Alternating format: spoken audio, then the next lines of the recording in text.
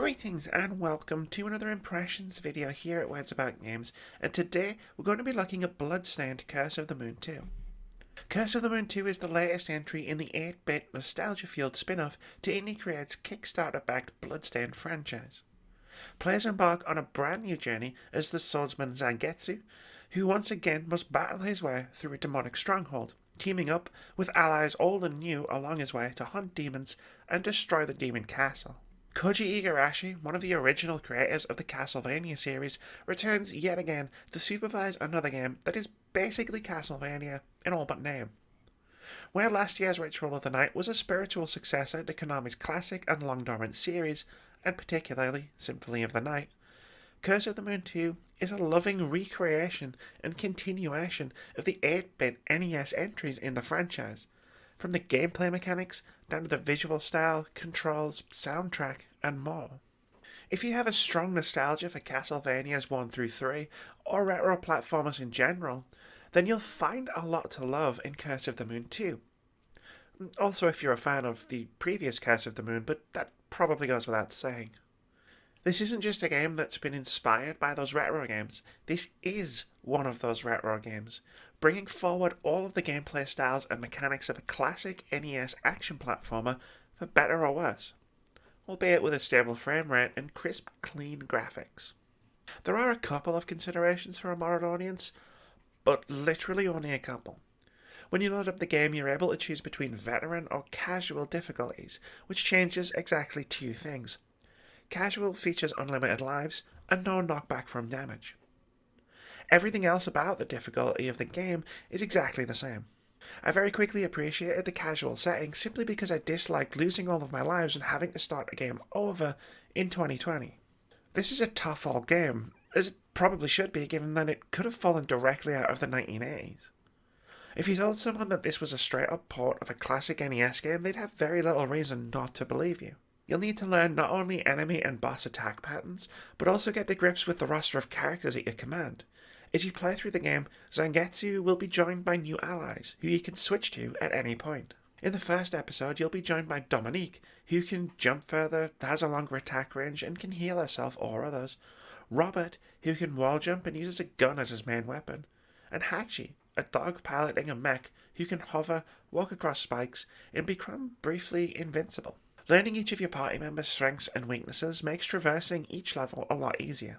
Certain characters will be stronger against different enemy types, more useful in different boss fights, and so on. After beating the game once, you'll unlock the ability to play again with a different set of characters, which continues the game's story, but also takes advantage of the different paths leading through each of Curse of the Moon's stages. Although each level is fairly linear, you gather towards shortcuts by the skeletons of dead adventurers pointing out the quickest path to the boss.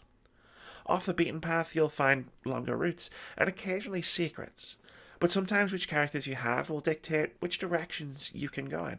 The second thing you'll have to wrap your head around is the very deliberate pacing of the game's controls. They're the opposite of slick, which Google tells me is clumsy, which feels like the right word, but it's clumsy by design. It's hard to fault the game for wanting to recreate a specific type of gameplay and succeeding. It's very much deliberate. What it's going to come down to is how much you enjoy the slower, less intuitive control style of an old-school platformer. If you like that kind of thing, you're golden, and this game is right up your alley. If you don't, or you've moved on with the genre and all of its improvements and changes over the past 30-odd years, then this step back into the past might frustrate you more than anything else. It creates an odd experience. I played many classic platformers in the 80s and 90s and generally sucked at them. It's only really since indie developers got a hold of them and smoothed out a lot of the 20th century design limitations to create slick, responsive games that I've been truly sucked into the genre. So while I can appreciate the idea behind Curse of the Moon 2 and see that it's a really well-made game, to recreate an NES-era platformer as faithfully as possible for fans of that type of game, well, it leads to a lot of frustrations for me personally. The controls sometimes just feel unresponsive, and my reactions are sometimes too quick for the game to register. Like I said earlier, the game's controls are very deliberately paced, but coming off of hyper-intuitive games like The Messenger or Hollow Knight, it feels slow and clunky to my modern sensibilities. This is more keenly felt during levels with a lot of platforming, such as a mid-game lava level that was a nightmare to get through, or with gimmicks like the ice level, which saw characters slide across the ground instead of stopping moving. While I did get into the groove during combat, if the game threw too many enemies at me at once, I'd struggle to keep up. It felt quite satisfying to figure out the best way to dispatch enemies while wrestling the controls and learning how my roster of characters all work together. And these criticisms, if you can even really call them that, are from someone who doesn't have a great deal of nostalgia for NES era platformers. I enjoyed Curse of the Moon 2 quite a bit, despite my issues with its strict adherence to its retro roots. I could never be too mad at a game that features a tiny dog piloting a giant mech.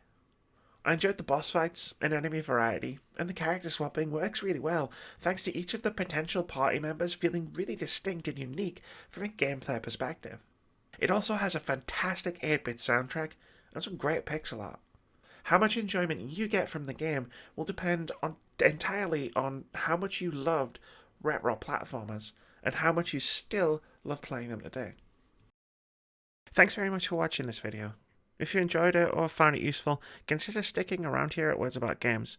Our content includes review impressions of games big and small, a weekly podcast dedicated to discussing the happenings in and around the games industry, weekly opinion videos, reactions, debate-driven top 5 and top 10 lists, a regular Hall of Fame series where we discuss our favourite games, and indie game spotlights. We also stream every Friday and Saturday at twitch.tv/wordsaboutgames. Most importantly, have a brilliant day.